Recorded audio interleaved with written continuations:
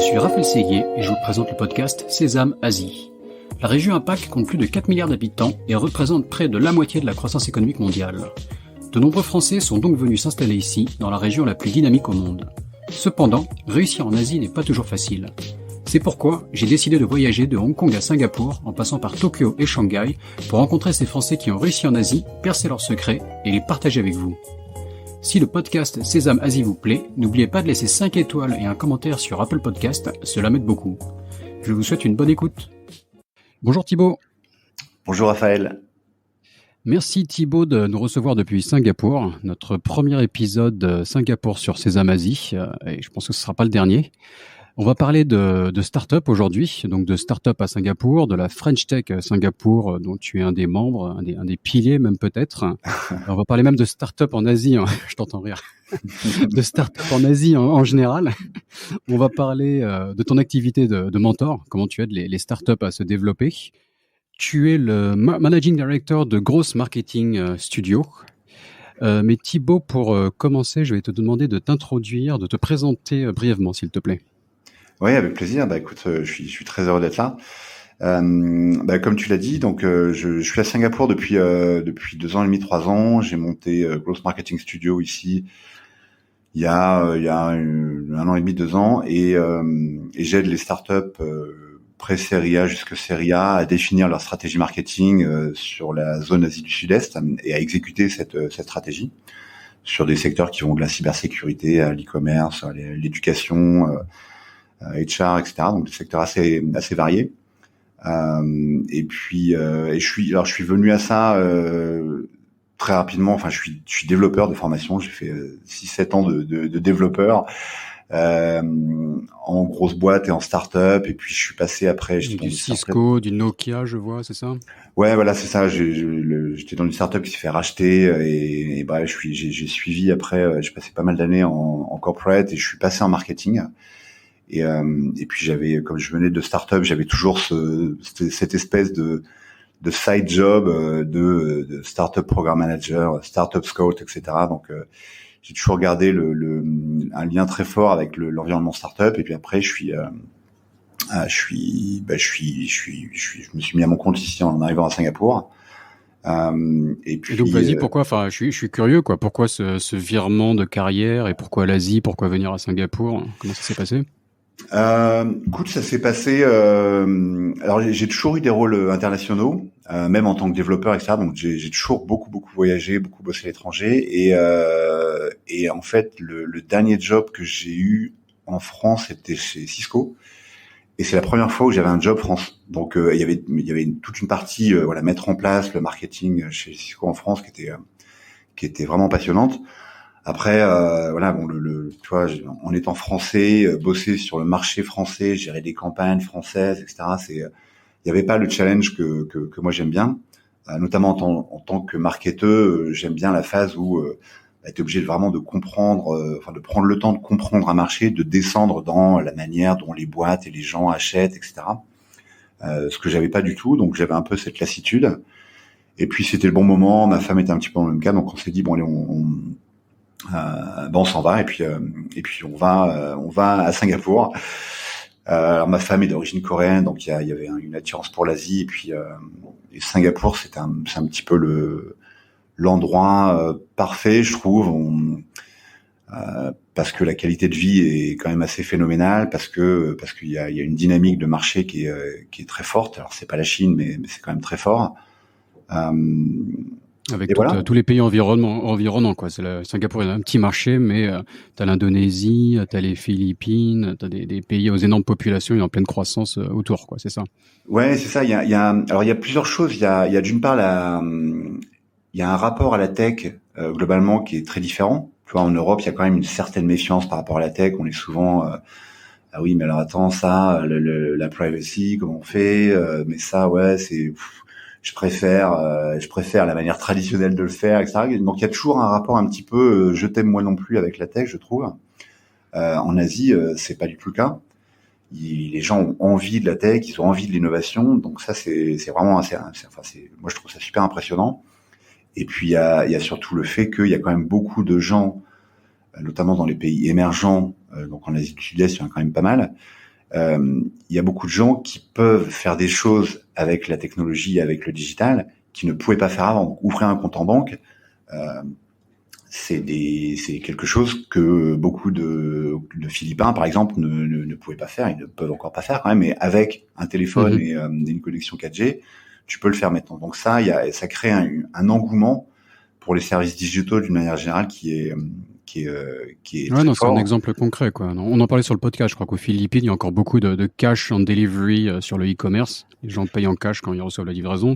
Et comme tu dis, ça va être une des raisons, c'est que le système bancaire est pas aussi accessible que dans les pays développés, quoi. Donc, non, Ouais, tout la à tech a fait. un effet réel sur la vie des gens, quoi. C'est, enfin, encore plus Ouais, qu'ailleurs, on va dire, quelque part. absolument, ouais, tout à fait. Et ça, c'est, il y a un côté, d'une part, c'est une opportunité parce que ça crée une envie, etc. Mais il y a un côté un peu humain, je dirais. C'est-à-dire que quand tu bosses sur des services où tu t'aperçois que les gens ont un peu, ouais, c'est un vrai changement pour eux. Bah ouais, moi j'aime bien bosser sur ce type de service-là, quoi. Donc voilà, c'est un peu les deux grosses raisons. Il y a d'une part un impact que tu peux avoir avec la technologie dans la région qui est assez énorme. L'autre, c'est la diversité. Euh, toutes les chaque pays en Asie du Sud-Est est très très très différent et ça donne une région qui est vraiment fascinante, quoi. En Europe, oui, bon, ok, la France et l'Espagne, c'est pas pareil, l'Allemagne, c'est différent, mais ça reste des pays qui, en termes de géographie, sont relativement similaires, en termes de nombre enfin, tu vois, de population, sont dans le même range, de PIB par habitant qui sont dans le même range, etc.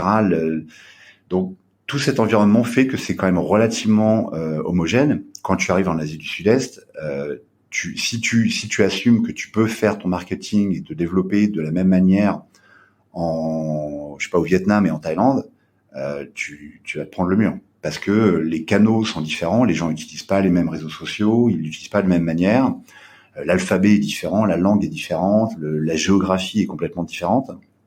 Donc du coup, ça fait un environnement où c'est beaucoup plus divers et ça fait en tant que marketeur, je trouve ça fascinant parce que tu es obligé de passer par cette phase de OK, je veux faire du business, je sais pas, en Malaisie. Comment ça fonctionne la Malaisie? Comment est-ce que les gens achètent? Comment est-ce que les boîtes fonctionnent?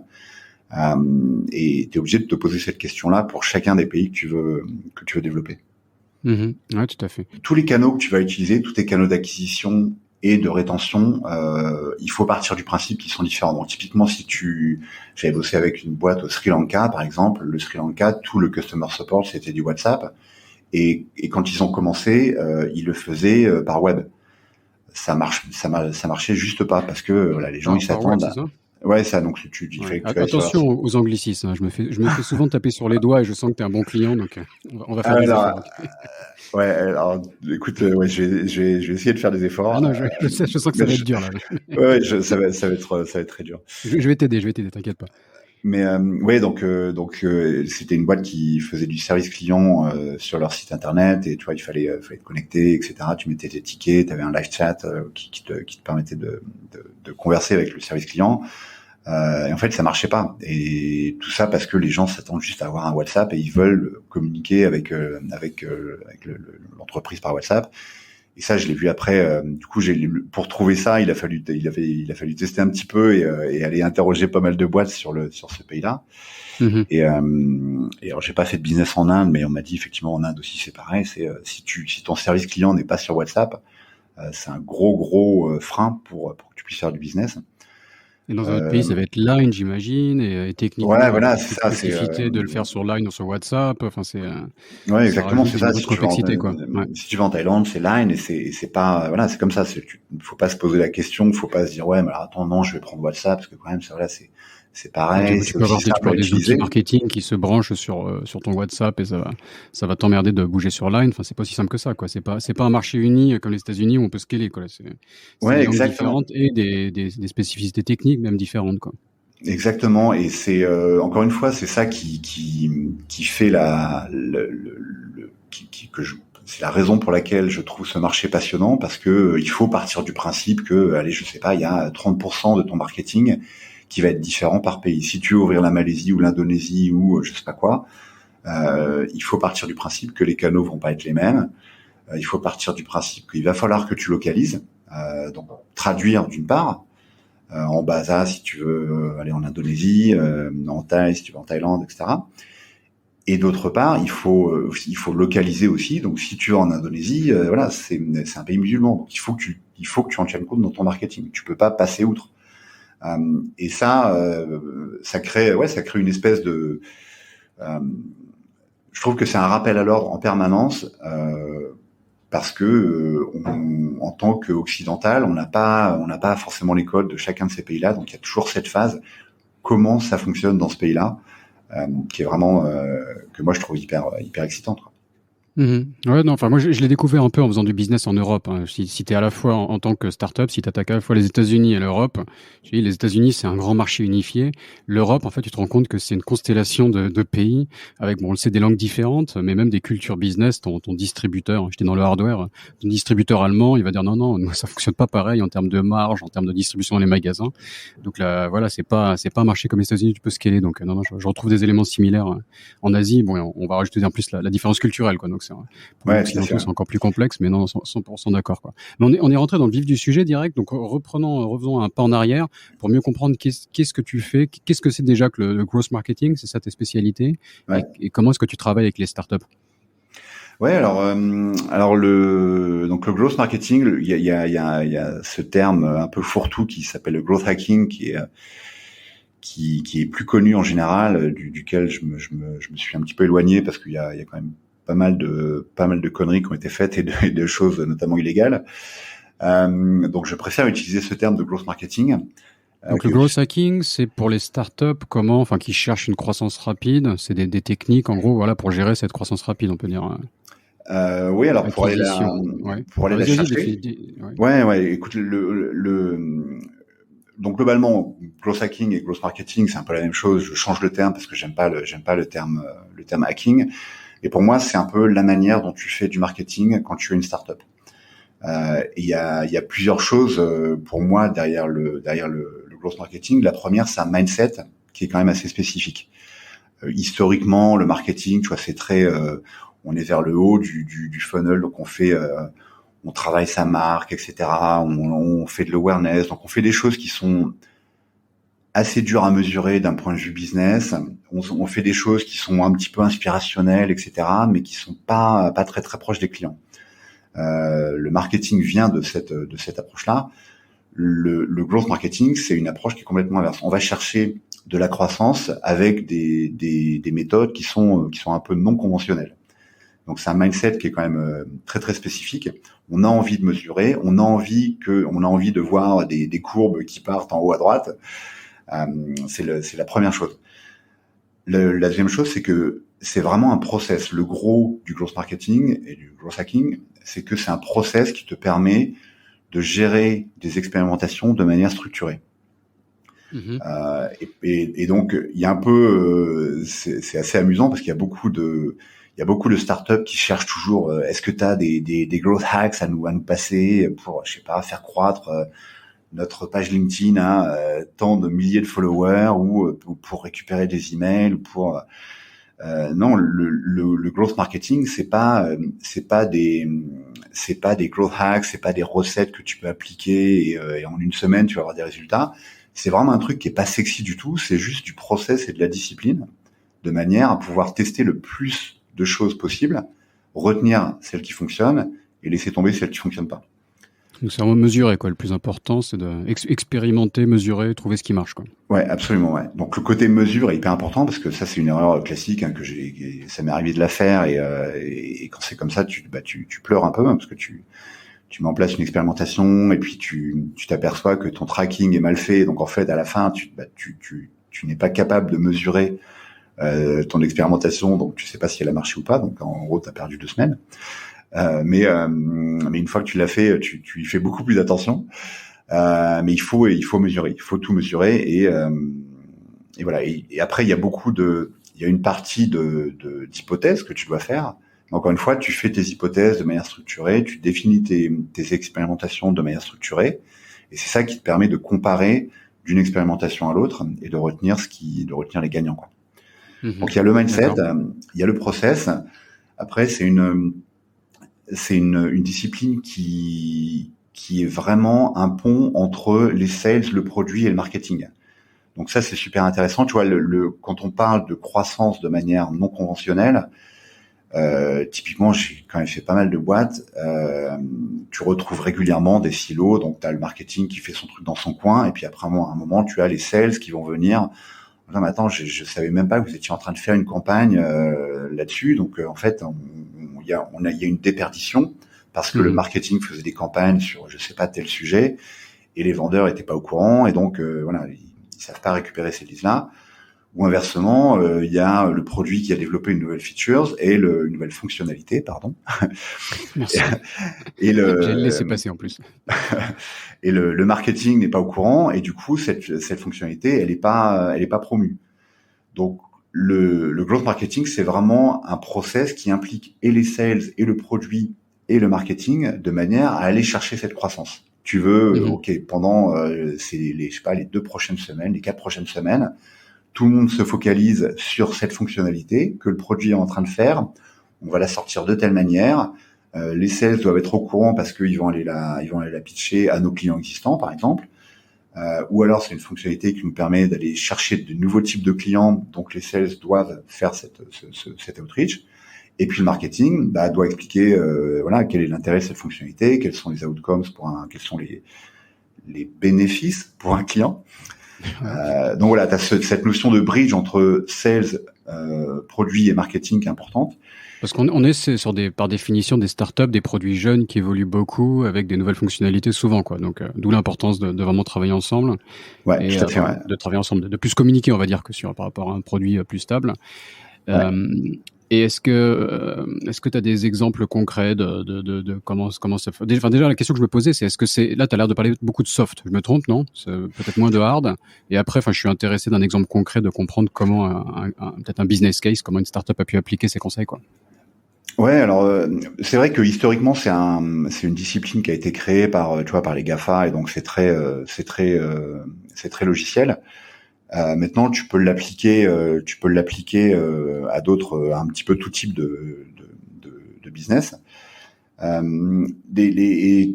Tu as peut-être entendu tu vois, Bezos, par exemple, le patron d'Amazon, dire que le succès d'Amazon était lié au nombre d'expérimentations qu'il faisait par semaine, par jour, par mois, par an. Facebook, c'est pareil, Airbnb, c'est pareil. Donc toutes ces boîtes-là, en fait, elles se sont développées parce qu'elles ont mis en place ce modèle opérationnel. C'est vraiment un modèle opérationnel d'expérimentation. Et en fait, ce process, si ça peut le rendre, si je te prends l'exemple d'Airbnb, par exemple, qui est un petit peu un cas d'école, quand ils ont lancé leur site, le point d'inflexion dans leur croissance, c'est le moment où ils se sont dit, il y a des gens qui mettent leur appart sur Airbnb, il y a une demande, il y a quelque chose qui fonctionne un petit peu, et en fait, en regardant les photos que les gens prenaient de leurs apparts et qui mettaient sur Airbnb, il y a un des fondateurs qui était un petit peu sensible à la photographie, et il s'est dit, mais les photos, elles sont un peu pourries, donc est-ce qu'on n'irait pas voir les gens, on fait les photos pour eux, on prend un café avec eux, on discute un petit peu avec eux, ça nous permettra de mieux les comprendre en plus, mais en gros, on prend les photos pour eux et on les met sur notre site. Ils ont fait ça. Ça leur a permis, d'une part, d'être vraiment au contact de leurs early adopters, tu vas me détester, mais de leurs premiers utilisateurs, on va dire. C'est pas c'est des clients ou des fournisseurs, je sais pas comment on les définit, ouais. Ouais, voilà, mais en gros, tu vois, tu rencontres vraiment tes premiers utilisateurs, donc tes premiers clients, donc tu apprends beaucoup de ça. Ouais, bien sûr. Surtout, ils ont fait les photos eux-mêmes des apparts, et donc au lieu d'avoir des photos, en plus, tu vois, au début d'Airbnb, il n'y avait pas encore des smartphones avec 7 caméras, etc. Donc les photos étaient vraiment pas belles. Et ça, c'est le truc qui a fait décoller la demande, parce que tout simplement, tu allais sur leur site et pour la première fois, tu avais des photos un petit peu sympas d'appartements, et donc c'est ça qui a créé la demande, quoi. Donc ça, c'est un exemple que j'aime bien prendre parce que il montre que, tu vois, certes, Airbnb, c'est une boîte de tech, mais le point d'inflexion qui a fait que leur service a décollé, ça n'a rien à voir avec la tech. C'est juste quelqu'un qui s'est dit, tu as une intuition, les photos, elles sont pas terribles, tu fais une hypothèse, je pense que si on va prendre les photos nous-mêmes et qu'on fait des belles photos, des appartements, des gens qui ont mis qui ont mis leur appartement sur Airbnb, je pense que notre service va mieux fonctionner. Ils tournent ça en expérimentation, ok, on teste, donc on prend New York, on va à New York, et puis on prend nos 15 clients à New York, et on va chez eux, on prend les photos, et on va voir comment évoluent nos taux de conversion, et tu mesures. Donc, il faut que tu aies ta baseline avant, enfin, t'as ton point de référence avant et après ton expérimentation, et c'est ça qui leur a permis de remarquer que effectivement les gens réservaient beaucoup plus les appartes quand il y avait des belles photos, quoi. Non, ça fait sens, quoi. Ouais. Et tu nous parlais donc on commençait à parler de différents réseaux sociaux. T'as cité LinkedIn plutôt, enfin dans la région. Est-ce que pour le développement de ces entreprises, de ces startups, mais je pense que tous les conseils qu'on peut discuter aujourd'hui, peuvent être repris quelque part par des PME, voire des grands groupes. Hein. C'est de l'innovation dont on peut s'inspirer. Quelle est l'importance des réseaux sociaux dans leur croissance? Est-ce qu'il y a des différences entre les pays? Est-ce qu'il y a des réseaux qui se dégagent plus que d'autres? Oui, c'est un sujet qui est vraiment. Je pense que c'est important, quelle que soit l'utilisation qu'une boîte fasse des réseaux sociaux. C'est un sujet qui est important de comprendre parce que c'est un petit peu à la frontière, au Far West de pas mal de développement dans la tech, je trouve. Je m'explique, c'est peut-être un petit peu confus ce que je dis là maintenant. Si tu prends l'exemple de Facebook. À la base, c'est un réseau social qui est devenu un petit peu bordélique. Quand tu vas sur Facebook, tu peux faire tellement de trucs que tu sais plus trop ce que tu peux faire. Tu as du mal à naviguer, etc. Il y a une méfiance vis-à-vis de Facebook avec la reproche de la privacy qui est un petit peu qu'on peut mettre en doute. Donc en fait, ça te montre. Et les utilisateurs de Facebook dont je faisais partie, tu vois, je sais pas quand est-ce que j'ai créé mon compte, mais sans doute au tout début. Maintenant, on a tous pris un petit peu d'âge, etc. Donc en fait, les utilisateurs de Facebook, tu as des gens qui maintenant sont plutôt âgés, qui maintenant du coup ont plus d'argent, qui utilisent pas forcément Facebook énormément, d'accord. Donc ils postent pas forcément grand-chose. Mais en revanche, ces gens-là, c'est des gens qui sont du coup devenus plus décisionnaires dans pas mal de boîtes. Donc ça dépend évidemment de ton industrie, etc. Mais sur Facebook, tu vas trouver des gens qui sont capables de prendre des décisions, qui sont capables d'acheter ton produit, etc. Même si tu es en B2B. Donc la question, c'est plutôt comment est-ce que tu peux accrocher ces gens-là sur Facebook pour qu'ils te découvrent ou pour qu'ils te redécouvrent si je sais pas, tu les as eu en meeting il y a 6 mois et puis il s'est rien passé après. Peut-être que tu as un moyen de les retargeter, donc de les recibler en marketing sur Facebook. Donc ça, c'est un exemple avec plus que sur LinkedIn, par exemple. Alors c'est ça. J'allais passer à LinkedIn pour montrer un petit peu pour comparer et voir ce qui est différent et ce qui est un petit peu similaire. LinkedIn et foncièrement, c'est un petit peu la même chose. C'est-à-dire que tu vas sur LinkedIn, tu poses des trucs, les gens regardent, like, commentent, etc. Après, LinkedIn c'était un petit peu une espèce d'énorme base de données qui dormait un petit peu. Où là, les gens, en gros, c'était une base de CV, quoi, pendant très longtemps. Et là, depuis quelques années, c'est devenu une base où effectivement les gens postent des choses.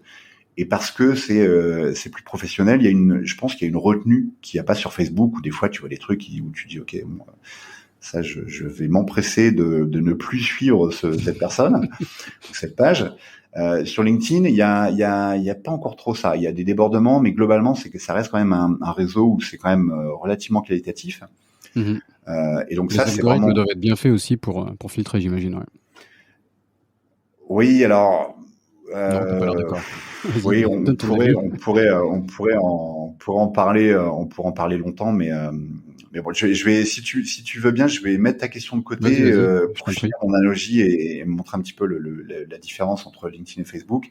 Je reviendrai à ta question parce que notamment dans le cas de LinkedIn, c'est quand même assez intéressant.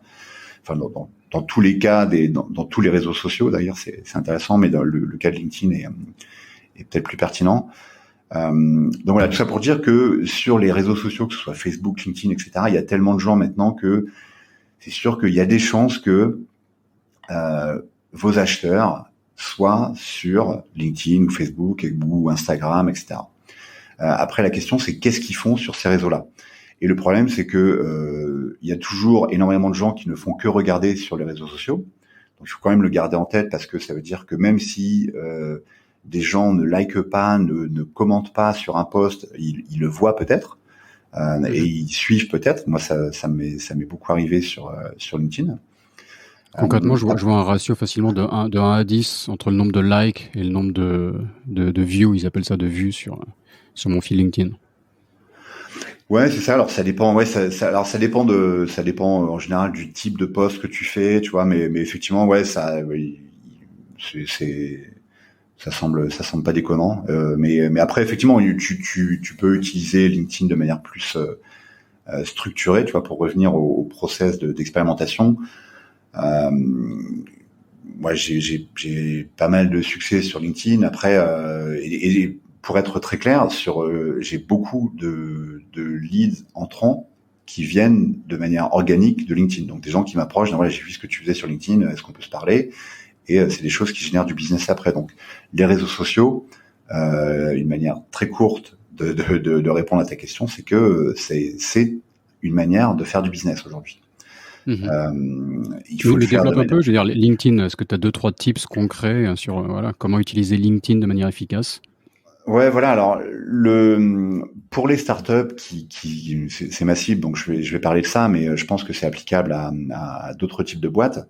Le sujet du branding est quand même un sujet important. C'est-à-dire que c'est important que les gens puissent connaître une startup, une marque, et l'un des moyens faciles de le faire, c'est par le personal branding des fondateurs d'une boîte. Donc, c'est avant de travailler, en fait, au début, quand tu es une startup, la marque de ta boîte, c'est vraiment la marque des fondateurs. Et la marque des fondateurs, le moyen le plus simple de la travailler aujourd'hui, c'est LinkedIn. Tu vois, donc partager, non pas faire de la vente sur LinkedIn, mais partager le pourquoi tu fais ça, pourquoi est-ce que tu as commencé cette boîte-là, partager ton histoire et partager ton chemin, parce que c'est un peu ce qui fait tout l'intérêt d'être entrepreneur. Je sais plus qui a dit ça récemment. Tu vois, je voulais pas prendre un job, moi je vais le faire en anglais, mais je voulais pas prendre un 9 to 5 job, donc un travail de 9h à 5h. Donc j'ai choisi l'entrepreneuriat. Résultat, j'ai un boulot 24/7, c'est-à-dire que je travaille 24 heures sur 24, 7 jours sur 7. C'est souvent le cas, ouais. Voilà, c'est bien dit et c'est assez révélateur. Donc ça montre que le chemin de l'entrepreneur, c'est quand même quelque chose qui est assez intense. Donc les hauts sont plus hauts, les bas sont plus bas, et puis voilà, il y a une charge mentale en général qui est toujours très forte. Quand tu partages ces éléments-là, quand tu partages tes victoires, tes échecs, quand tu partages ta charge mentale, etc., c'est en général quelque chose qui fonctionne très très bien, et c'est un bon moyen de créer ta marque, parce que les gens, tout le monde, que ce soit en B2B ou en B2C, tout le monde achète avec ses émotions et justifie par la logique. C'est-à-dire que quand on achète, si j'achète un CRM, quelque part, il y a toujours une dimension du côté émotionnel quand j'achète quelque chose, même en B2C, même en B2B, pardon. C'est assez naturel, en général, les gens le voient naturellement en B2C, mais même en B2B, on achète par l'émotion et on justifie après par la logique. Donc l'émotion, elle est créée par le branding et par le personal branding d'un fondateur. Donc, si tu es fondateur d'une startup et que tu utilises LinkedIn à bon escient pour partager ton parcours, partager ce que tu fais, etc., non pas faire de la vente, c'est une manière pour les gens de pouvoir connecter avec toi en tant que fondateur et du coup avec ta boîte, de s'intéresser à ta boîte et peut-être au bout d'un moment de se dire, bah tiens, voilà, je vais aller voir cette personne-là parce que ils font quelque chose qui pourrait me rendre service et j'aime bien. Je me retrouve dans la manière dont ils font leur branding et leur marketing. Ouais, c'est de l'émotion et c'est même de la confiance qui se crée. T'as l'impression de connaître la personne quelque part. Absolument, tout à fait, tout à fait. Alors après, pour répondre à, tu me demandais des tips sur l'utilisation de LinkedIn. Ça m'intéresse personnellement, hein. Le LinkedIn est important pour la promotion de ce podcast, donc je prends des notes, vas-y. D'accord. Ouais, alors une première chose, c'est que tu vois, typiquement en Asie du Sud-Est, si tu prends LinkedIn, à Singapour, ça marche assez bien, parce que les gens utilisent pas mal LinkedIn. Et en plus, à Singapour, les gens aiment bien réseauter. Donc, si tu demandes en gros à n'importe qui d'aller prendre alors c'est pas un coffee, c'est pas un café ici, c'est quelque chose qui s'appelle le copy. cas au pays, mais si tu demandes à quelqu'un, on va prendre un copy, en général, les gens, ils aiment bien ça. Ils aiment bien découvrir des gens, ils aiment bien réseauter. Et donc, LinkedIn, C'est quoi le copy? C'est un café au lait? Ça me dit quelque ouais, chose? c'est une espèce de café avec du lait concentré sucré et voilà, c'est un petit peu, on aime ou on n'aime pas, mais après voilà, c'est le truc local. Moi, j'aime bien. Pourtant, je suis un gros fan de café et de bon café. Mais après, je suis aussi fan des cultures locales et voilà. Au Vietnam, le café est différent. En Éthiopie, la manière de prendre le café est différente. À Singapour, voilà, c'est comme ça, c'est le copy. Donc ici, je prends beaucoup de copies. Bref, Singapour aime beaucoup réseauter et donc LinkedIn, c'est un petit peu le moyen de faire ça, mais à l'échelle, quoi. Donc ça marche bien à Singapour. Après, si tu vas en Thaïlande, les gens utilisent beaucoup moins LinkedIn. Donc si tu utilises LinkedIn, tu vas toucher une certaine cible, mais tu toucheras pas tout le monde. Donc il faut quand même garder ça en tête. Tu peux pas toucher toutes les cibles avec LinkedIn. Mhm. En revanche, si tu es dans un pays où il y a une utilisation de LinkedIn qui est relativement forte, ce qu'il faut bien garder en tête, c'est que LinkedIn, c'est une plateforme qui, à la base, vend des solutions. Donc, qui vend des solutions à des personnes pour leur permettre de mieux trouver un boulot, qui vend des solutions à des recruteurs pour recruter des gens, qui vend des solutions à des vendeurs pour qu'ils vendent leurs produits, leurs services. Et c'est une plateforme de pub. Donc en fait, ce dont a besoin LinkedIn, c'est d'une part des gens ils ont besoin d'utilisateurs actifs. Il faut qu'il y ait des gens qui viennent sur la plateforme régulièrement. Sinon, tu peux pas trouver les job seekers, tu peux pas trouver tes prospects, etc. Tu peux pas placer tes pubs puisqu'il n'y a plus personne. Donc ils ont besoin d'utilisateurs qui soient actifs, ce qui veut dire il faut qu'il y ait des gens qui viennent, même si c'est que pour lire. Et il faut qu'il y ait une petite partie des gens, qui viennent pour poster. Donc il faut cet équilibre, ils ont besoin de cet équilibre, il faut qu'il y ait des gens qui viennent et qui commentent, etc. Il faut qu'il y ait des gens qui postent pour que la sauce LinkedIn fonctionne. Donc ça, qu'est-ce que ça veut dire? Ça veut dire que l'algorithme LinkedIn, c'est ça qui l'optimise. Il veut du contenu qui soit engageant, c'est-à-dire il veut qu'il y ait du contenu qui soit posté et il veut que les gens aiment les posts, il veut que les gens commentent les posts, etc. Ce que LinkedIn n'aime pas, en revanche, c'est un exemple très concret, c'est si tu postes un lien directement à l'extérieur de LinkedIn, si tu fais un post avec un lien directement à l'extérieur de LinkedIn. Pour ton podcast, tips que je D'où te fais. les gens qui mettent les liens dans les commentaires, c'est ça là? Voilà, exactement, c'est ça, tout à fait. Tips que je te donne gratuitement, mais effectivement, il vaut mieux faire ton post. Tu expliques, etc., quelle est la nature de ton post, pourquoi c'est intéressant, et compagnie. Et après, tu mets, voilà, le lien est en commentaire, parce que ça crée une petite friction, d'accord? Et cette petite friction, ça fait qu'il y a moins de gens qui vont partir de LinkedIn. Mais si tu mets le post directement, les gens cliquent. En plus, tu vois, LinkedIn t'affiche la vignette du lien, donc ils vont récupérer une image et donc du coup, ça fait que les gens ont plus tendance à s'arrêter et à cliquer sur l'image et du coup, ils sortent de LinkedIn tout de suite. Donc pour LinkedIn, c'est une perte sèche. Et donc l'algorithme détecterait que les gens sortent de LinkedIn à cause de ce post, à cause d'un lien extérieur qui dirige vers un autre site web, et donc le post serait moins poussé par les algos pour monter dans les feeds, etc., quoi. C'est un peu ça. Ouais, voilà, c'est ça. Ouais, c'est ça. C'est un peu ça. J'ai lu un article sur le sujet. Il y a des gens qui testent, même qui font des tests entre guillemets scientifiques pour valider les hypothèses, quoi. Ouais, tout à fait. Et il faut le faire. Tu vois, moi je te dis ça. Après, il y a ce que je te dis, c'est voilà, c'est moi ce que j'ai remarqué sur mes posts en général. Après, il faut le faire. Tout dépend de ton objectif. Mais effectivement, si tu cherches à ce que ton post soit vu beaucoup, soit commenté beaucoup, et que du coup LinkedIn se dise, je vais le montrer à plus de gens, il faut que tu essayes de garder les gens sur LinkedIn. Tu vois, après, si tu veux aider les gens, tu vois, t'as un article que tu trouves super et tu le postes avec le lien directement, les gens ils cliquent. Donc, ce qui se passe, c'est que les gens ils vont voir le sujet de ton article, ils vont cliquer, ça va les faire sortir de LinkedIn. Après, ils vont pas spécialement revenir sur LinkedIn pour penser à te mettre un like. Donc, ils vont cliquer sur le lien, ils vont peut-être trouver ça super intéressant, mais tu auras ni like ni commentaire. Donc, pour toi, tu le verras même pas. Et LinkedIn peut rien en faire. Mais par contre, tu peux très bien avoir rendu service à des gens, quoi. En revanche, si tu veux que ton post devienne un petit peu, si tu cherches la viralité, il faut que LinkedIn montre ton post à de plus en plus de gens. Et comment LinkedIn fonctionne, c'est qu'en fait, dès que tu postes quelque chose, LinkedIn va prendre ton post, il va le montrer à une toute petite partie de tes followers. Donc, ton post va apparaître au tout début où tu le fais, sur le feed d'une toute petite partie des gens. Un échantillon. Voilà, et LinkedIn va regarder comment les gens réagissent. Et si tu as 2-3 likes, un commentaire au bout d'une demi-heure, LinkedIn se dit bon, visiblement les gens s'en foutent un petit peu, donc ce truc-là, je vais rien en faire. Et donc ton post va mourir très rapidement. En revanche, si LinkedIn voit que les gens likent et commentent, etc., il va le montrer à un petit peu plus de gens, et ainsi de suite. Donc c'est pour ça que au moment où tu fais un post, pour promouvoir ton podcast, tu fais ton post avec quelques bullet points, tu expliques, tu fais un petit résumé du post pour déjà donner une partie de la valeur, pour pas obliger les gens à cliquer, mais tu leur donnes déjà une valeur dans le corps du post. Tu mets le lien en commentaire, et après, pour faire un post qui fonctionne sur LinkedIn, il faut faire plaisir à l'algorithme. C'est peut-être, ça semble peut-être un peu aberrant, mais c'est comme ça. Donc, une demi-heure avant de faire le post, il faut être actif sur LinkedIn, aller liker, aller commenter, etc. Il faut que LinkedIn se dise, Raphaël, en ce moment, il est actif.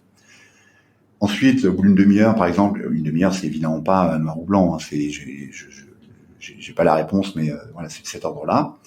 Au bout d'une demi-heure, tu fais ton post avec, dans le contenu du post, tu expliques de quoi il s'agit, et idéalement, tu donnes un petit peu de valeur en faisant un résumé avec, tu vois, les 4 ou 5 bullet points qui résument ton épisode de podcast, par exemple. Tu indiques que le lien est en commentaire, et après, tu essaies d'engager les gens pour avoir des likes et des commentaires. Donc, peut-être tu peux poser une question. Tu demandes aux gens voilà, s'ils aiment bien, s'ils aiment pas, ou tu demandes aux gens, tu vois, par exemple, là, on vient de parler de growth hacking. Quand tu postes, tu peux demander, vous, est-ce que vous faites du growth hacking, ou est-ce que ça vous intéresse, est-ce que vous êtes d'accord, est-ce que vous n'êtes pas d'accord. Donc, tu suscites la discussion dans les commentaires de ton post. Parce que si les gens le font, d'une part, ils vont passer du temps sur ton post, et ça, LinkedIn le mesure. Donc, si je scrolle et que je passe, excuse-moi, je reparle anglais, mais si je fais défiler ma page, mon profil LinkedIn très rapidement, et que je like un petit peu tout et n'importe quoi en passant 1 milliseconde sur chaque, LinkedIn le sait et il se dit, d'accord, lui il est en train de donner un petit peu des likes à droite à gauche, mais il a même pas lu le truc, donc il va pas y accorder beaucoup d'importance. Si les gens vont sur ton post, vont sur les commentaires et commencent à réagir, ça veut dire qu'ils passent plus de temps sur ton post, et donc du coup LinkedIn se dit que ça c'est un super indicateur. Les gens passent du temps sur ton post, c'est ça qu'ils cherchent, donc ça il aime bien. Et après, plus il y a de commentaires, idéalement, tu veux même avoir des débats, c'est-à-dire des gens qui sont pas d'accord et qui commencent à débattre gentiment hein, dans les commentaires de ton post. Pour toi, c'est de l'or en barre, parce que tu vois, les gens chaque commentaire va va solidifier un petit peu ton post, et donc l'algorithme de LinkedIn va le montrer à de plus en plus de gens. Donc c'est ça qui fait que, et après évidemment, chaque personne qui commente, LinkedIn se dit, si cette personne-là a commenté, peut-être que les amis de cette personne-là vont être intéressés aussi, et donc c'est comme ça qu'il propage ton post. Non, c'est tout un art, quoi. Après, il y a le tagging qui m'a pas l'air évident à maîtriser non plus, quoi, de taguer les gens sur un post. Parfois ça marche, parfois ça marche pas. Mais je voulais parler aussi de Clubhouse, justement. En parlant de LinkedIn, je t'ai vu poster de manière assez virulente sur donc le Clubhouse, qui est la dernière application qui fait parler d'elle-même pour les quelques auditeurs qui ne connaîtraient pas encore. C'est une app seulement sur iPhone pour l'instant, et qui permet de faire des espèces de chat room vocal. On peut parler il peut y avoir un speaker, et si j'ai bien compris, les gens peuvent lever la main et participer à la discussion de manière vocale, tout ça dans l'application. Et ce qui a fait son effet le viral, j'ai l'impression, c'était peut-être même la partie la plus amusante de l'app. Moi, j'ai trouvé, c'était d'obtenir une invitation, quoi. C'est seulement sur invitation. Et j'ai trouvé ça amusant de chercher une invitation, mais une fois que j'ai eu l'app, au bout de 5 minutes, j'ai laissé tomber, j'avoue, personnellement. Mais donc, toi, t'avais un avis assez virulent sur la question, Thibaut, donc je te laisse développer le sujet. Clubhouse. Ouais, alors, tu vois, Clubhouse, pour faire court, l'année dernière, c'était TikTok, il fallait être sur TikTok, et je sais pas, l'année d'avant, c'était autre chose, je sais pas, peut-être Snapchat, enfin bref, le marketing est ainsi fait qu'il y a toujours ce côté un peu très, très tendance, il faut être sur le dernier truc. Et donc, l'année prochaine, il y aura autre chose, hein, mais en ce moment, c'est Clubhouse. Donc, moi, ma réaction, c'était, d'une part, il y a déjà trop de contenu, c'est-à-dire qu'il y a trop de vidéos sur YouTube, il y a trop de podcasts, il y a trop d'articles de blog. Donc, quel que soit le sujet sur lequel on est, il y a trop de contenu. Il n'y a pas un défaut de contenu sur Internet, il y a un problème de qualité. Est-ce qu'il y en a trop, ou est-ce qu'il n'est pas assez facile de le sélectionner le bon contenu? Bah, en tout cas, il y a trop de contenu peu qualitatif. Et après, si tu me demandes, je vois sur le marketing, il y a des contenus excellents qui sont disponibles. Il faut fouiller, il faut les. Mais tu vois, c'est typiquement pas des contenus qui veulent être trouvés. Ils veulent pas avoir un ado de 12 ans qui va commencer à venir commenter sur les contenus qu'ils font, etc. Donc, c'est du contenu qui est très quali, mais voilà, il faut savoir le trouver. Il est disponible gratuitement, mais il faut passer du temps pour le trouver.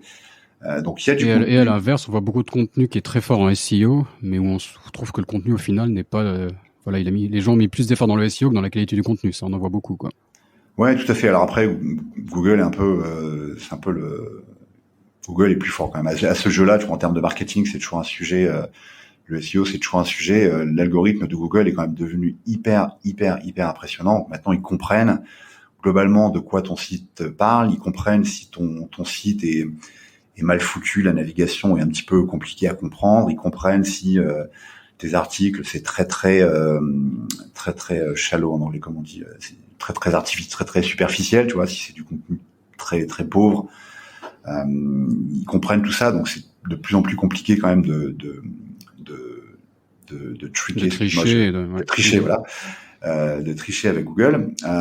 Mais en tout cas, bon, effectivement, dans le marketing, il y a toujours ce côté, il y a toujours le nouveau truc sur lequel il faut être. Et dans le cas de Clubhouse, si tu veux, avec Clubhouse, je vois pas ce que tu peux faire de plus, quelle valeur tu peux amener en plus que tu ne peux pas amener aujourd'hui avec un call Zoom. Faut être très clair. Moi, je le vois pas. Et typiquement, quand j'ai fait ce post-là, d'ailleurs, il y a quelqu'un qui m'a dit, ouais, c'est intéressant parce que moi, j'ai découvert des trucs, j'ai été dans des discussions avec Clubhouse qui étaient intéressantes, alors que quand je fais des webinars corporate, je trouve ça boring. Bah oui, effectivement, les webinars corporate, par définition, c'est complètement, c'est pénible. C'est même plus boring, c'est pénible. Mais après, moi, quand je fais des webinars, sans me jeter les fleurs, je les fais de manière, je les pense de manière à engager les gens, et ça engage. Et les gens aiment beaucoup. Donc, tu peux très bien faire un bête webinar sur Zoom qu'on a tous trop fait avec le Covid, mais tu peux le faire de manière qui fonctionne très bien, quoi. Après, sur Clubhouse, il y a un effet de nouveauté où les gens ils sont tout émoustillés d'essayer ça, donc ils le font très bien. Moi, mon avis, c'est que ça va très vite retomber.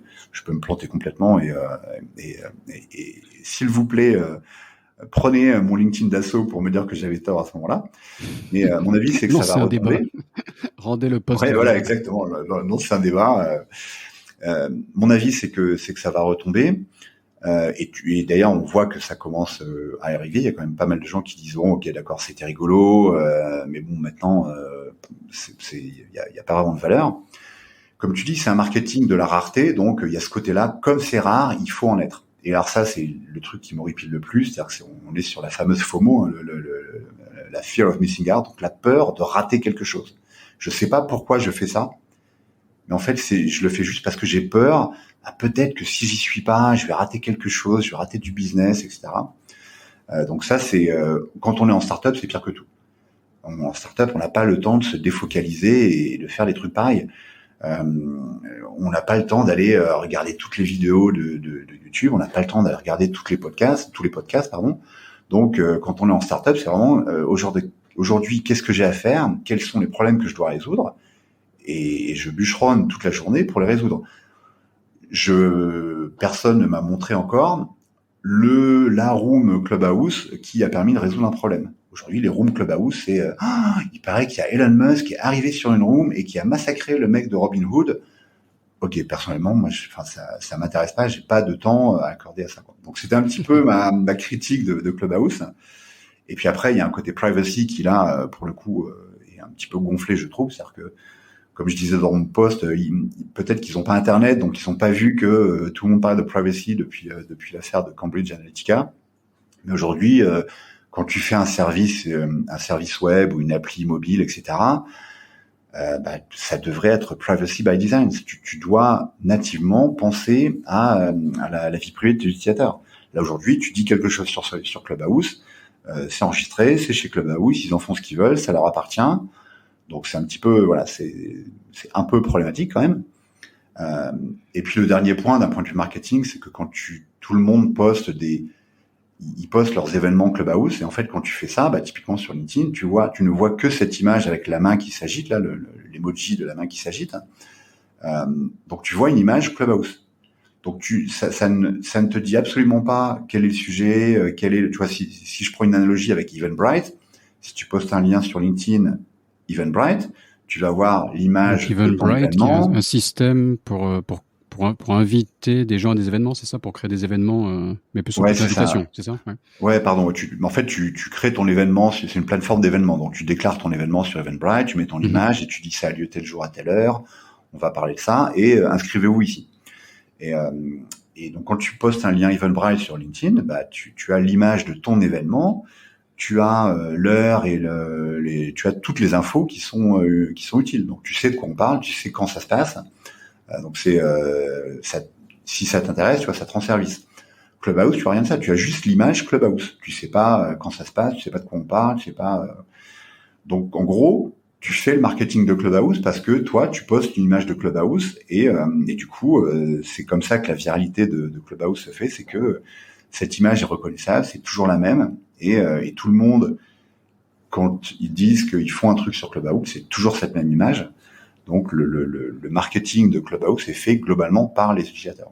Donc, voilà. J'ai juste, effectivement, même pas poussé mon coup de gueule. Si vous avez envie de faire du Clubhouse, allez-y, faites-le, ça ne me regarde pas. Mais après, voilà, il y a un problème de privacy, il y a un problème de fear of missing out où il y a pas besoin de Clubhouse. En termes d'usage, Clubhouse, c'est une fonctionnalité de Twitter. Une espèce de Twitter vocal. Et si tu me demandes mon avis, moi je pense que c'est comme ça que ça va finir. Après, je suis très heureux. Mais j'ai pas envie qu'il meure. Hein, j'ai pas envie qu'il meure. Donc on est en mars 2021. On regardera d'ici 6 mois, d'ici 1 an, on regardera ce qu'il en est. Si l'avenir te donne raison ou pas, quoi. C'est une analyse en tout cas. Mais je déroule un peu cet épisode à l'envers. J'ai envie de reprendre encore un pas en arrière et peut-être de revenir un peu sur l'écosystème startup de Singapour. Est-ce que tu peux nous le présenter un peu? Parce qu'il est très riche. C'est un point d'entrée même pour beaucoup de grosses startups occidentales en Asie. Donc, présente-le-nous un petit peu, s'il te plaît. Ouais. Comment je peux le présenter? Alors, effectivement, c'est le Singapour a une spécificité, pardon. C'est que il y a 5,8 millions d'habitants, donc c'est pas un marché en soi. On peut pas, ça sert à rien de faire une appli qui va n'adresser que le marché singapourien. Ça sert à rien de venir de la France pour adresser le marché singapourien. Donc on vient à Singapour ou on démarre à Singapour pour globalement se développer tout de suite. Donc il faut globalement la zone d'expansion en général, c'est l'Asie du Sud-Est. Donc ça, c'est une première spécificité qui fait que c'est intéressant. La raison pour laquelle c'est intéressant, c'est que au moins c'est évident. Quand tu es en France, tu dis bon voilà, j'ai un marché de 65 millions, 68 millions d'habitants. Je vais commencer par adresser le marché français et je verrai plus tard. À Singapour, avec 5,8 millions d'habitants, tu ne peux pas te dire je vais commencer par le marché singapourien. Il faut tout de suite voir le marché global.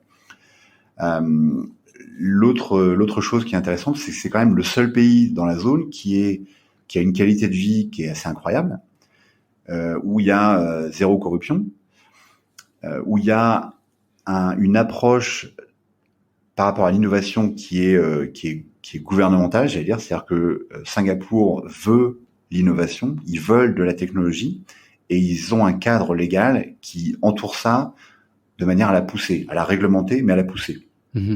Le rôle du gouvernement est important, il paraît. Ouais, le rôle du gouvernement est super important dans le bon sens du terme. C'est-à-dire que c'est un gouvernement qui est interventionniste. Ils le disent eux-mêmes. Mais donc ils ne laissent pas les choses faire. Ils ont une vision de ce que Singapour doit être, et ensuite ils mettent en place des politiques pour implémenter cette vision, pour que les gens puissent implémenter cette vision. Pour donner un exemple concret, j'ai entendu dire que l'automatisation était poussée, parce que c'est lié à la politique d'immigration du gouvernement. Comme tu dis, c'est un petit pays et ils ont besoin de faire venir de la main-d'œuvre peu qualifiée, mais ils essaient aussi de la contrôler. C'est quand même voilà, ils sont quand même assez durs en termes de gouvernance à Singapour. Et donc j'ai entendu dire, tu peux me dire si tu confirmes que voilà le plan de pousser les technologies d'automatisation, alors ça peut être, je sais pas, de mettre des caisses automatiques dans les supermarchés, ce genre de choses, est vraiment établi par le gouvernement, poussé et lié à la politique d'immigration, quoi. C'est le cas? Ouais, alors c'est globalement, est-ce que c'est drivé par l'immigration, pardon, j'en sais rien, mais en tout cas, effectivement, ce matin, je sors du métro, t'as un robot qui est en train de nettoyer, donc t'as pas de, il y a, voilà, il y a encore des gens qui font le ménage, mais voilà, il y a un robot qui est en train de nettoyer dans la station de métro, donc il fait son truc. J'habite près du jardin botanique. Au jardin botanique, t'as des robots qui tondent la pelouse, donc t'as une boîte qui est là, qui se balade sur la pelouse, qui tombe. Pendant le Covid, ils ont déployé, ils ont pas déployé, pardon, ils ont fait un test avec ce robot de Boston Dynamics, tu sais, qui s'appelle Spot. Le petit chien jaune là.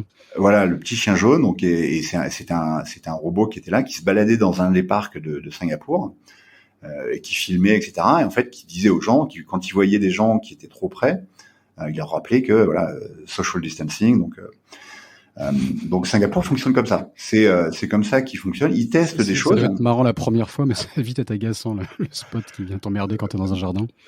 Ouais. Alors après, tu vois, bon, je pense qu'il y a eu beaucoup de buzz. Moi, j'ai jamais croisé ce chien, donc tu vois, je pense que c'est pas non plus. Ils ont pas déployé une armée de chiens, donc il y a eu peut-être beaucoup un peu de la com, quoi. Mais efficace, j'imagine.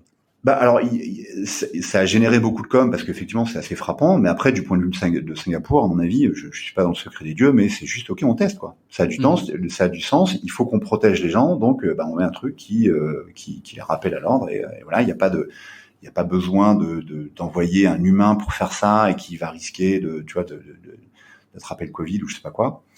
Donc et ça c'est vrai que le Covid a vraiment accéléré ça. Donc ils font tout pour que tu n'aies plus besoin du contact. Donc ils poussent le cashless au maximum. Les écrans tactiles, par exemple, ils ont commencé à déployer des écrans qui sont même plus tactiles. Ça, t'as même plus besoin de toucher l'écran. Tu approches ton doigt, mais tu n'as même pas besoin de le toucher pour que l'action soit prise en compte. Pascal Gentil de Pékin nous parlait de ce type de solution également. Ouais, voilà. Donc t'as beaucoup de choses comme ça qui arrivent.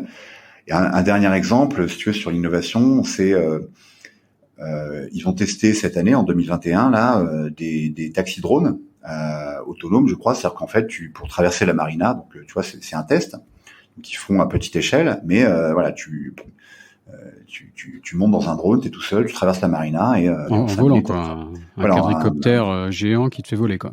Ouais, voilà, c'est ça. D'accord, ok. Et donc si tu veux, je pense et sans conducteur quoi, donc t'es vraiment dans un drone. Enfin, je m'imagine la scène, excuse-moi, mais ouais, il me semble que c'est sans conducteur, tu vois, mais bon, à vérifier. Mais en tout cas, tu vois, à Paris, je pense qu'on va tester ça dans 25 ans peut-être. Mais donc il y a un encadrement gouvernemental qui est quand même hyper propice à l'innovation. Et la manière, après il y a une chose qui est intéressante à Singapour, c'est que la manière dont Singapour fonctionne en général, c'est qu'ils sont très partenariats. Typiquement, moi je suis dans un accélérateur ici qui s'appelle Block 71, qui est un partenariat public-privé. Donc il y a des organisations gouvernementales qui soutiennent cet accélérateur. Il y a NUS Enterprise, donc qui est le NUS, je sais pas c'est quoi, c'est le HEC local quoi. Une très bonne fac ici qui ont un bras entrepreneurial. Donc le NUS Enterprise qui est l'un des partenaires de cet accélérateur pour favoriser l'entrepreneuriat auprès des étudiants. Après tu as donc Singtel Innovate qui est le fonds de Singtel, de l'opérateur mobile. De l'opérateur mobile, voilà. Et puis tu as des partenaires privés, donc tu as Cisco qui est partenaire aussi en tant que partenaire privé parce qu'il y a un gros volet cybersécurité par exemple. Et après tu as une organisation, tu as une boîte londonienne qui vient pour faire la partie programme management de cet accélérateur. Et ça c'est très représentatif de la manière dont fonctionne Singapour. Ils se disent, ils décident quelque chose, ils y vont à fond les balouses et ils trouvent les bons partenaires sur chaque sujet. Et ça fait un environnement qui est du coup très inclusif et très ouvert. Et ça, c'est assez représentatif de la sphère startup à Singapour. D'accord. Donc après, ouais. Vas-y, je t'en prie. Ouais. Après, il y a le volet. il y a toujours plusieurs volets à un écosystème startup. T'as le volet académique, donc t'as des bonnes facs ici à Singapour. Le niveau d'études est bon, c'est une chose qui est importante. Il y a 4 langues officielles. C'est un pays qui est très ouvert, c'est important de le dire, parce qu'il y a parfois une incompréhension où c'est vu comme quelque chose de très chinois et de très fermé. Singapour, c'est un pays qui est extrêmement ouvert. Il y a 4 langues officielles, qui sont le mandarin, l'anglais, le tamil et le malais. Donc, Et l'anglais qui est pratiqué à un niveau vraiment élevé, quoi. Quand on compare souvent Hong Kong et Singapour, je crois que les statistiques, c'est que les gens parlent anglais à 40% à Hong Kong et à 80% à Singapour. Enfin, on n'est pas sur le même, en termes de volume et de qualité, on n'est pas sur le même niveau, quoi. Ouais, tout à fait. Voilà, à Singapour, t'as pas de problème de langage. Tout le monde parle anglais, donc c'est agréable.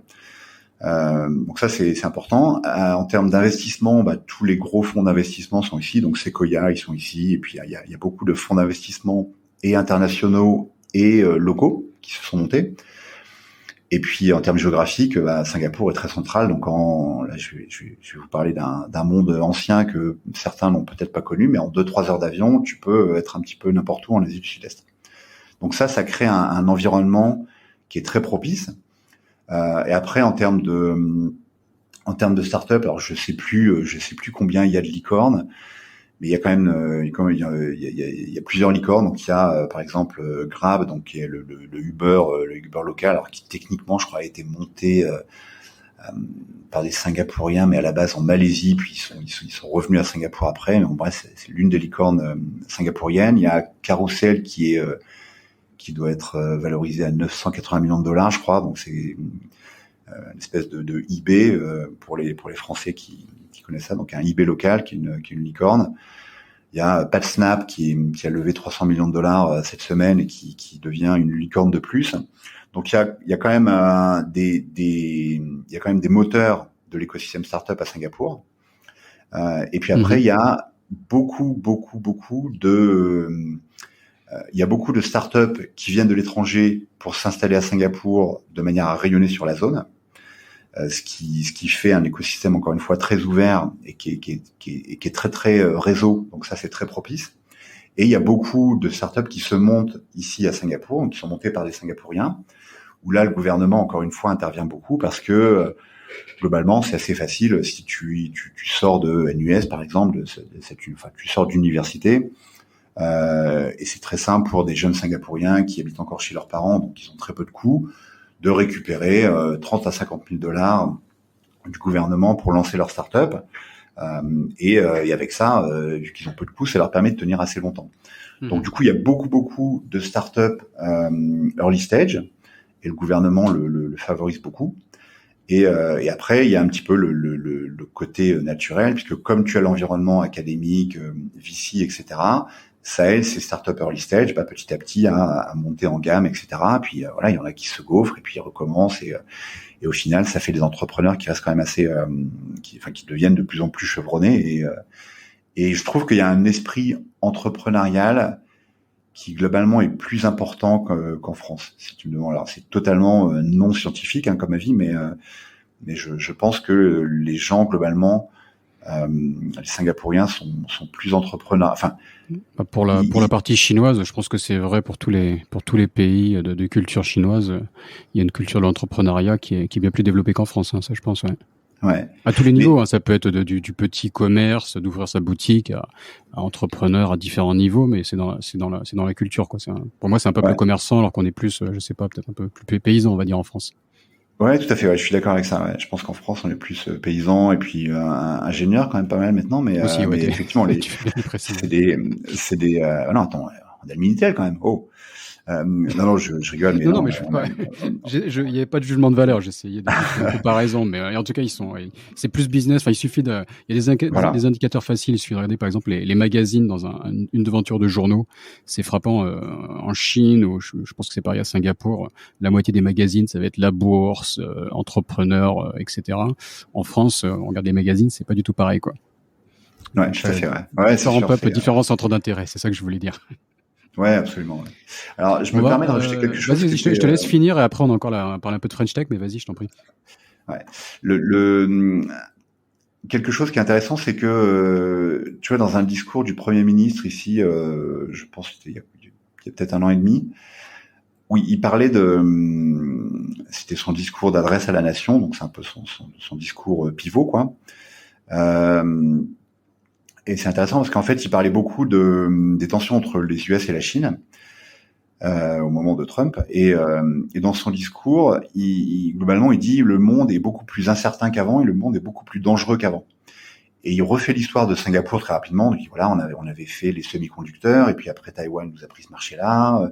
On a fait le port et c'est encore le 2e port au monde, mais voilà, maintenant Shanghai est là, donc voilà, on essaie de faire ce qu'on peut avec le port, mais globalement c'est une industrie qui globalement risque de décliner.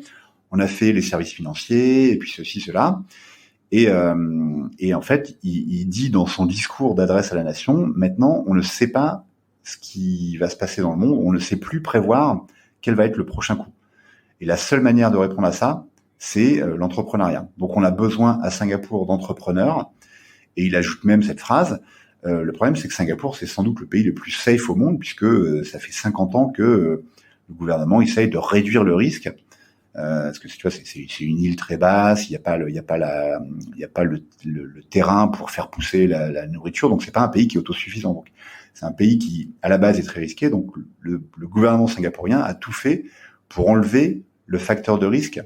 Et du coup, le Premier ministre disait, on a besoin d'entrepreneurs, et quelque part, c'est un problème parce que à Singapour, on est moins préparé que les autres à gérer le risque parce que tout simplement, on n'y est pas confronté en général, quoi. À Singapour, je pense que je pense que tu passes ta vie sans jamais te faire cambrioler ou te faire voler ton portefeuille, etc. Globalement, je caricature un peu, mais c'est un peu ça. Donc Ouais, non, les pays se ramollissent un petit peu, quoi. Là. On en parlait aussi sur Hong Kong où ça devient, enfin, c'est difficile à Hong Kong de pousser les gens à ne pas aller dans la banque ou dans le luxe et de partir dans l'entrepreneuriat, quoi. Et les gens arrivent à un niveau de richesse, etc. Où tout propriétaire d'appartement à Hong Kong est millionnaire, en gros. Donc les générations voilà, suivantes parfois n'ont quasiment plus besoin de travailler pour une partie de la population. Donc non, c'est une problématique, quoi, de garder la niaque, quoi. Ouais, tout à fait. Ok. La French Tech, tu nous dis un peu qu'est-ce que vous faites avec la French Tech? C'est quoi les success stories alors de start-up French Tech locales ou de françaises, franco-françaises, mais qui sont venues s'installer à Singapour? Tu peux nous décrire un peu tout ça? Ouais, bien sûr, avec plaisir. Bah alors, encore une fois, vu la position de Singapour, il y a quelque chose qui est, on est chanceux à Singapour parce que effectivement, il a la plupart, je sais plus combien il y en a, mais beaucoup des startups qui font partie du French Tech 120, donc les 120 plus grosses startups françaises, on va dire. Quand elles décident de venir en Asie, elles viennent à Singapour. Donc on a la chance effectivement d'avoir OVH, Dataiku, Miro, je sais pas, Voodoo, enfin bref, beaucoup Believe. Donc beaucoup des startups du French Tech 120 sont à Singapour. Donc ça crée un environnement qui est très dynamique, qui est très varié avec en termes de vertical, quoi, qui est très varié. Et puis comme Singapour est petit, en plus le réseautage encore une fois c'est facile, quoi. Donc ça crée une bonne communauté qui est soudée et qui est resserrée avec une structure qui est assez intéressante parce que comme il y a des grosses boîtes, des belles startups qui commencent à bien marcher et encore pas mal de startups early stage, ça permet de croître ensemble, je dirais, tu vois, de prendre les leçons des belles licornes qui sont ici, des grosses startups et leur aider celles d'en dessous, je dirais, entre guillemets, à croître et ainsi de suite jusqu'à la base de la pyramide. Donc ça, c'est quand même quelque chose qui est assez agréable ici. Après, on a construit la communauté de manière extrêmement inclusive et assez physique. Donc, on faisait pas mal d'événements physiques. Donc là, forcément, avec le Covid, ça a été un petit peu plus compliqué. Mais du coup, ça fait que les gens, globalement, se connaissent.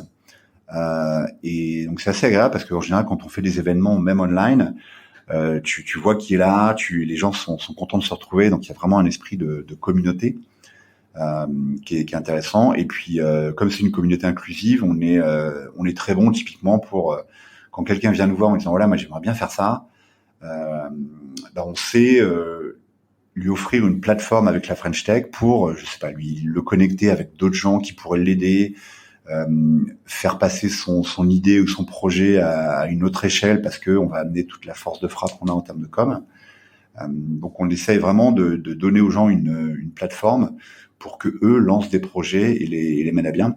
Et je crois que c'est quelque chose qui fonctionne bien dans la communauté aujourd'hui. Et après on a la manière dont on fonctionne est très lean, donc il y a on a un groupe WhatsApp général et puis des groupes WhatsApp par vertical. Donc on a un groupe retail, un groupe Internet des objets, un groupe cybersécurité, etc., etc. On a, je sais pas, une quinzaine de groupes, je pense maintenant.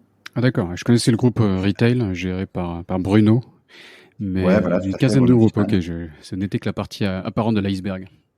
Ouais, voilà. Donc on avait monté un French Tech Syndicate, donc un syndicat de business angels qui ont investi dans je saurais même pas te dire d'ailleurs, mais dans pas mal de boîtes ici à Singapour. Il y a une initiative transverse, pardon, qui s'appelle Women in Tech, donc tout simplement pour promouvoir les femmes dans la tech d'une manière générale et aussi les femmes entrepreneurs. Donc là, on a toutes ces initiatives transverses.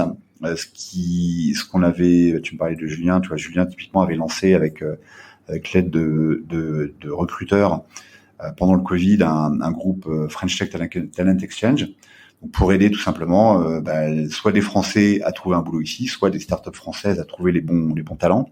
Mm-hmm. Donc tout ça c'est des choses qu'on fait de manière très simple. Et c'est top parce que voilà, il y a des gens qui trouvent des boulots grâce à nous, il y a des startups qui font leur recrutement grâce à la communauté. Et globalement, si tu veux, dès qu'il y a une question sur l'un des groupes WhatsApp, tu as toujours une réponse dans les 20 minutes. Donc c'est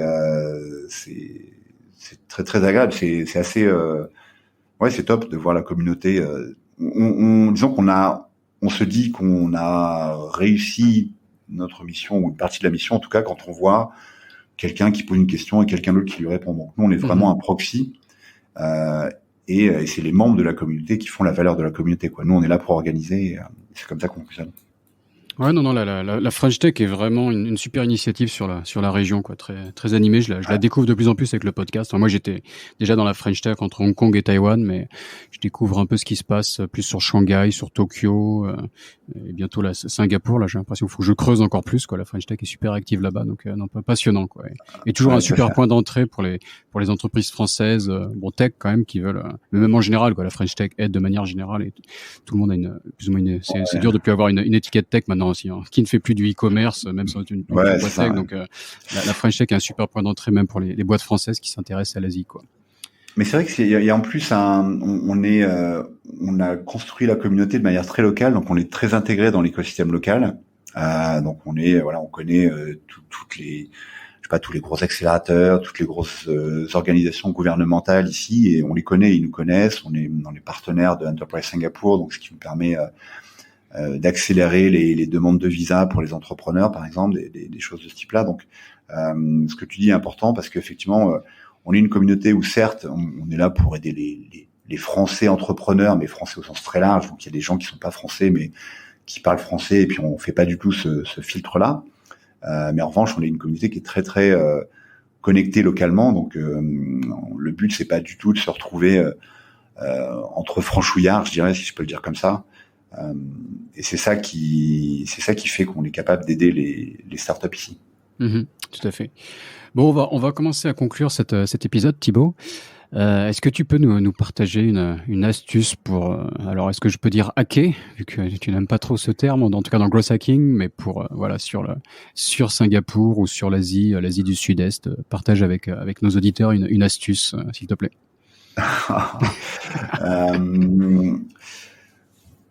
Ouais, alors c'est pas des astuces que je vais te donner, mais tu peux aussi synthétiser ta pensée, ou c'est une question ouverte. Ouais, je crois qu'il y a deux choses qui me viennent à l'esprit quand tu dis ça. C'est d'une part, encore une fois, le fait de s'intégrer à un écosystème local. Je le vois vraiment dans les pays où j'opère principalement. Donc, j'opère essentiellement à Singapour, mais aussi pas mal au Vietnam et en Thaïlande. Et je vais commencer avec l'Indonésie là. S'intégrer à l'écosystème local, c'est quand même super important parce que on voit parfois des entrepreneurs occidentaux qui arrivent un petit peu paternalistes et qui viennent là parce qu'il y a une opportunité business, mais ils prennent pas le temps de comprendre l'écosystème local et d'être reconnus. Et je pense que c'est une erreur. Donc c'est pas un hack parce que ça prend du temps. En revanche, moi, quand je suis arrivé ici, je l'ai fait. J'ai travaillé mon réseau de manière très très intentionnelle et très très. Je me suis vraiment consacré à ça pendant pas mal de mois. Et donc ça prend du temps. Donc c'est pour ça que c'est pas un hack.